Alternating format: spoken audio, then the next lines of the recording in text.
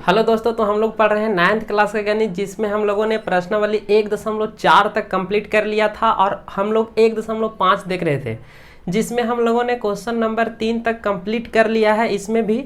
और आज जो हम लोग पढ़ेंगे एक्सरसाइज 1.5 का सवाल नंबर 4 से। ठीक है, सवाल नंबर 4 जो है वो है कि संख्या रेखा पर रूट अंडर 9.3 यानी कि अंडर रूट 9.3 को आपको संख्या रेखा पर दर्शाना है। तो इसको संख्या रेखा दर्शाने के लिए हम लोग क्या करेंगे, व्हाइट कॉपी में चलेंगे। तो अब हम लोग फाइनली आ चुके हैं व्हाइट कॉपी पर और यहाँ हम लोग दिखाने वाले हैं संख्या रेखा पर रूट अंडर 9.3 को। उसके लिए हम लोग क्या करेंगे कि सबसे पहले 9 सेंटीमीटर का यानी कि 9 सेंटीमीटर का एक रेखा खींचेंगे। ठीक है, तो आइए सबसे पहले हम लोग एक 9 सेंटीमीटर का, तो यहाँ 0 है और यहाँ पर 9 है। आइए हम लोग एक 9 सेंटीमीटर का रेखा सबसे पहले बना लेते हैं। ठीक है, तो हम लोगों ने 9 सेंटीमीटर का रेखा यहाँ पर बना लिया है। अब क्या करना है कि इसका नाम हम लोग दे देते हैं A और इसका नाम दे देते हैं हम लोग क्या, B। A और B इसका नाम हम लोगों ने दे दिया। अब 1 सेंटीमीटर इसको और आगे बढ़ाना है, 1 सेंटीमीटर, ज़्यादा नहीं 1। चलिए 5 पर बिठाते हैं और इसको 6 कर देंगे। ठीक है, तो 5 पर बिठा के इसको हम लोग यहाँ पर 6 कर दिए और इस बिंदु का नाम हम लोग दे देते हैं C पॉइंट। कौन पॉइंट, C।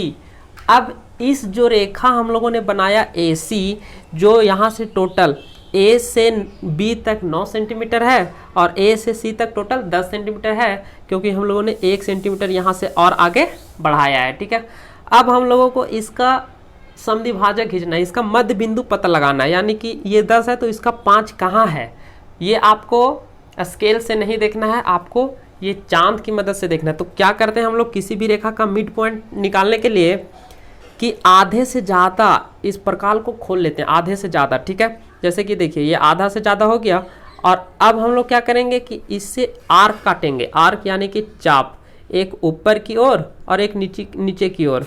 तो सबसे पहले हम लोग पॉइंट C पर बैठाते हैं और ऊपर की ओर एक आर्क लगा लिया और नीचे की ओर भी एक चाप हम लोगों ने काट लिया। अब सेम काम यही पॉइंट A पर भी बैठाएंगे और काटेंगे। ठीक है, तो A पर हम लोग चलिए इसको बैठा लेते हैं सबसे पहले और इसको ऊपर में काटेंगे जो आर्क बनाए थे उसको। तो देखिए यहाँ पर काटा और इसमें कहाँ पर काटा, नीचे। अब हम लोग क्या करेंगे कि जहाँ पर दोनों बिंदु मिले हैं आर्क का, एक यहाँ पर और एक यहाँ पर, तो इन दोनों बिंदुओं को मिलाते हुए एक रेखा खींचेंगे। ठीक है, तो आइए वो रेखा हम लोग यहाँ पर सबसे पहले खींच लेते हैं। तो वो रेखा कुछ इस प्रकार से होगा, जो आपका AC का आपका मध्य बिंदु है। यानी कि आप देख सकते हैं कि टोटल आपका 10 है, यहाँ से यहाँ आपका 10 है और ये पूरा एग्जैक्ट आपको 5 पर मिला। ये आप काम स्केल से नहीं कर सकते, आपको इस तरह से आर्क लगाना पड़ेगा, इस तरह से चाप काटना पड़ेगा। ठीक है, अब क्या करना है कि इस जहाँ पर इस रेखा को ये बिंदु है मध्य बिंदु, उसको हम लोग O मान लेंगे। ठीक है, इसको पूरा मिला लेना है, A और O। देखिए बराबर हो चुका है। अब हम लोग इस O को केंद्र मानेंगे, O को केंद्र मानेंगे और A तक फैल गया। अब यहाँ पर देखिए ये फैल चुका है। अब हम लोग क्या करेंगे कि यहाँ से एक अर्धवृत्त इस तरह से बनाएंगे, जो लगभग जाके कहाँ पर मिला, बिंदु C पर। चलिए ये बिंदु C पर मिल गया। अब हम लोगों को क्या करना है कि ये B जो था, B यहाँ से 90 डिग्री एक परपेंडिकुलर लाइन खींचना है। तो आप चाहे तो यहाँ पर चांद से माप लेंगे, परपेंडिकुलर इसका आता कहाँ है, लगभग इधर आएगा, आप नाप लीजिएगा। यानी कि इस पर एक सीधा लाइन, थोड़ा सा भी टेढ़ा नहीं खींचना है। ठीक है, आप एकदम सीधा 90 डिग्री कोण बना के परपेंडिकुलर। ठीक है, तो आइए हम काट लेते हैं। आप चांद से नाप सकते हैं, उतना अनुमान हमको है कि सीधा ही नापेंगे। यहाँ पर ये कितना डिग्री रहेगा, 90 डिग्री। कितना डिग्री, 90 डिग्री। ठीक है, ये 90 डिग्री हम लोगों ने यहाँ पर मिला लिया। 90 डिग्री आपको चांद की सहायता से बना लेना है, एग्जैक्ट नहीं बनेगा तो। और वैसे हमारा एग्जैक्ट बन चुका है। अब क्या करेंगे कि इस पॉइंट को हम लोग नाम दे देंगे D। क्या नाम दे देंगे, D। ठीक है, और अब हम लोग पॉइंट बी पर बैठा के और डी तक प्रकाल फैलाएंगे, पॉइंट बी तक बैठाएंगे इसको और पॉइंट डी तक इसका एक त्रिज्या लेंगे। क्या लेंगे? त्रिज्या लेंगे। चलिए वहाँ तक फैला लिया। अब हम लोगों को क्या करना है कि इसको पॉइंट बी पर ही बैठाना है। चलिए बैठा लिए और इसको डी पर फैला के, इससे पहले हम लोगों को क्या करना है कि इस रेखा को थोड़ा सा और आगे बढ़ा लेना है। काटेगा तो रेखा को हम लोग आगे बढ़ा लेते हैं, जहाँ तक मन है आप बढ़ा सकते हैं, ठीक है, कोई दिक्कत नहीं है। ये रेखा को हम लोगों ने आगे तक बढ़ा दिया, ठीक है। अब इसको नापेंगे कि बी से डी तक, बी से डी तक हम लोगों ने नाप चुका था, तो ये एग्जैक्ट वही है। अब इसको हम लोग क्या करेंगे कि बी पर बैठाएंगे और इसको डी से होता हुआ इस तरह से हम लोग इसको क्या करेंगे? काटेंगे। चलिए देखिए, तो ये काटा, इस तरह से इसको काट दिया। तो यहाँ पर जो इस रेखा को काटा, इस रेखा को नाम हम लोग दे देंगे क्या? पॉइंट ई। और यहाँ पर जो बी ई है वही आपका रूट अंडर 9.3 बनेगा, ठीक है। रूट के अंदर 9.3 आप यहाँ पर दिखा सकते हैं, ठीक है। क्या दिखा सकते हैं? Root under 9.3। तो हम लोगों ने देख लिया कि संख्या रेखा पर रूट अंडर 9 को किस प्रकार से दर्शाएंगे। चलिए अब हम लोग फिर से व्हाइट बोर्ड में चलते हैं और आगे के क्वेश्चन देखेंगे।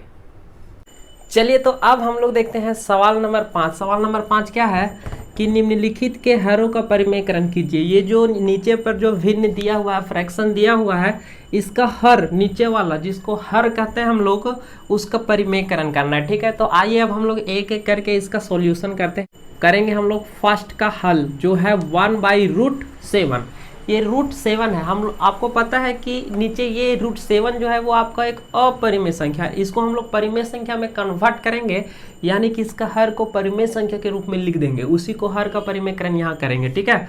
चलिए तो हर का परिमेयकरण करने के लिए हम लोग क्या करेंगे? मल्टीप्लाई करेंगे, ऊपर भी √7 और नीचे भी √7, लेकिन यहाँ पहले लिखते हैं, ठीक है। क्या लिखेंगे?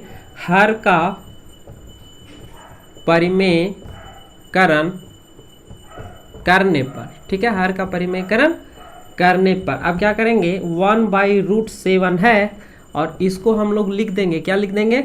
1/√7 जो है इसको हम लोग लिख सकते हैं क्या? 1/√7, और इसका हम लोग √7 ऊपर में भी गुना करेंगे और √7 नीचे में भी गुना करेंगे। अब यहाँ पर क्या होगा कि √7 और √7 कटेगा और फिर से हमको मिलेगा 1/√7। ये कट जाएगा तो 1 हो जाएगा। यहाँ सेम चीज़ से डिवाइड और सेम चीज़ से मल्टीप्लाई हमने कर दिया। अब क्या होगा? 1 के साथ √7 गुना होगा तो √7 हो जाएगा, और नीचे 7 √7 और √7 ये गुना के होके एक ही रूट में वापस चला जाएगा, ठीक है। अब आपको पता है कि रूट के अंदर एक जोड़ा है तो उससे एक बाहर आ जाता है समान संख्या का, या फिर इसको 49 कर लेते हैं, ठीक है। √7 और इसको गुना करेंगे कितना आएगा? 49, ठीक है। और डायरेक्ट हम लोग यहाँ से क्या करेंगे? 49 का वर्गमूल आपको पता है √7/7। तो ये हो गया आपका आंसर। आप चाहें तो ये स्टेप को आप छोड़ सकते हैं और यहाँ से आप डायरेक्ट मिला के लिख सकते हैं क्या? 7 × 60, रूट के अंदर 2 समान नंबर, तो उसके बदले 1 और 7 बाहर। ये आप लिख भी सकते हैं और नहीं भी लिख सकते, ठीक है। तो पहला हम लोगों ने कंप्लीट कर लिया। अब चलिए दूसरा देखते हैं, इधर दूसरा देख लेते हैं, ठीक है। सेकेंड नंबर क्या है? 1/√7 माइनस 1/√6। अब इसका हम लोगों को हर का परिमेयकरण करना, क्या करेंगे? हर का परिमेयकरण करने पर,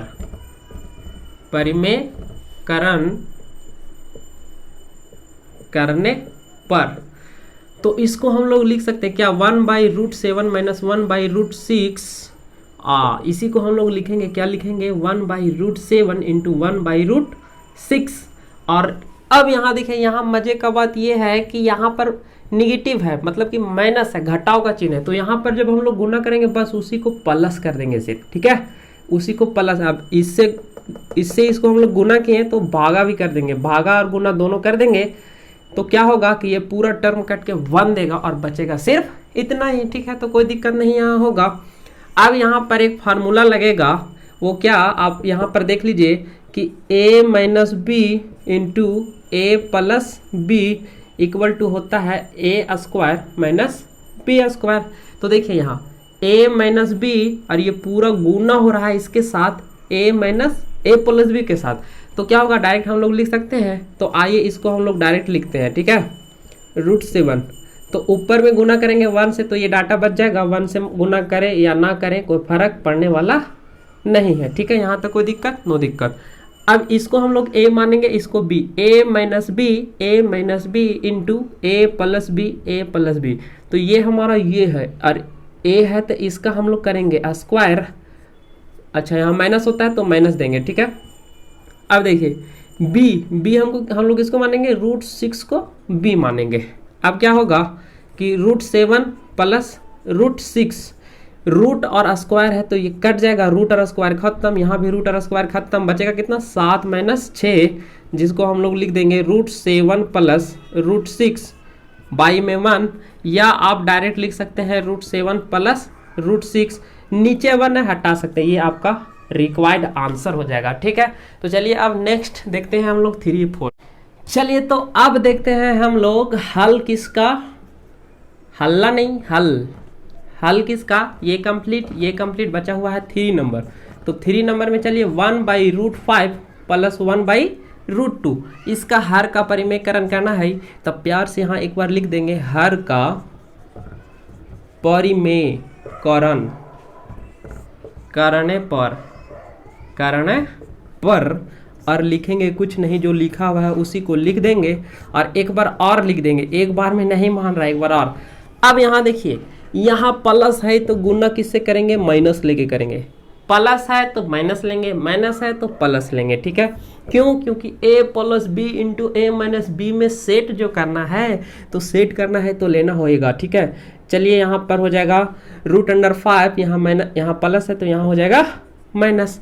अब फिर से वही फॉर्मूला यहाँ पर यूज हो जाएगा, ये 1 के साथ टोटल गुना होगा तो कोई चेंजिंग नहीं, एज इट इज रह जाएगा, ठीक है। अब नीचे में क्या है कि a माइनस बी या a plus b into a minus b होता है, तो a square minus b square हम लोग डायरेक्ट लिखते हैं, ये हम लोगों को पता है। तो अब यहाँ पर हम लोग इसको मानेंगे a और इसको मानेंगे b, तो हो जाएगा a plus b into a minus b, तो इसको हम लोगों ने a माना, इसको हम लोगों ने b माना, तो a का स्क्वायर कितना √5 का स्क्वायर माइनस b का स्क्वायर, b कितना √2 का स्क्वायर। अब यहाँ रूट और स्क्वायर दोनों है तो रूट से स्क्वायर यहाँ कैंसल आउट, और यहाँ भी रूट से स्क्वायर को हैप्पी बर्थडे हो जाएगा। अब क्या होगा, √5 माइनस √2 ऊपर बचेगा और नीचे 5, रूट और स्क्वायर खत्म, और यहाँ भी बचेगा 2। अब हम लोग एक लाइन आगे देख लेते हैं, एक लाइन आगे इसको बढ़ाएंगे तो क्या हो जाएगा, √5 माइनस √2 और 3 में से 2 जाएगा तो हो जाएगा ये, अच्छा 3 में से 2 जाएगा तो हो जाएगा 3, ठीक है। चलिए अब हम लोग लास्ट जो है वो क्या है उसको देख लेते हैं। लास्ट 4 नंबर, 4 नंबर क्या है, 1/√7 माइनस 2, इसका हल करेंगे, लिखेंगे हर का परिमेयकरण करने पर और फिर से वही process 1/√7 minus 2 equal to 1/√7 minus 2, और यहाँ है माइनस तो डिवाइड करेंगे, इसको मल्टीप्लाई करेंगे प्लस वाला से, कौन वाला से, प्लस वाला से। अब ऊपर में अगर गुना किए हैं तो इसको हम लोगों को डिवाइड भी करना होगा, क्यों, क्योंकि ये कटेगा तो फिर से यही बचेगा। चलिए तो आगे बढ़ते हैं, फिर से वही formula a minus b into a plus b, 2 बार हमने फार्मूला लिखा है। अब आपको फार्मूला याद हो गया होगा, इसीलिए हम लोग डायरेक्ट इसको a मानेंगे, इसको b मानेंगे, तो a minus b a plus b, तो इसका स्क्वायर हम लोग डायरेक्ट करेंगे अब, और यहाँ 2 का स्क्वायर भी, क्यों, a square minus b square होता है। चलिए तो अब हम लोग इसको देख लेते हैं, +2 और नीचे ये क्या हो जाएगा, ये रूट और स्क्वायर दोनों, तो रूट और स्क्वायर तो 7 49 का वर्गमूल 7, या डायरेक्ट आप कहेंगे रूट और स्क्वायर कैंसल आउट, ठीक है। यहाँ रूट नहीं है इसीलिए इसको 2 बार गुना करना पड़ेगा, 2 का वर्ग 4, 2 दूनी 4। अब फाइनल आंसर हम लोगों को आने वाला है वो क्या है, 7 में से 4 जाएगा तो 3 बचेगा। तो इस प्रकार हम लोगों ने एक्सरसाइज 1.5 को कर लिया है कंप्लीट। आपने सभी वीडियो नहीं देखा एक्सरसाइज 1.5 तक, तो लिंक डिस्क्रिप्शन बॉक्स में आप वहाँ से जाकर के देख सकते हैं। नेक्स्ट हम लोग देखेंगे प्रश्नावली 1.6।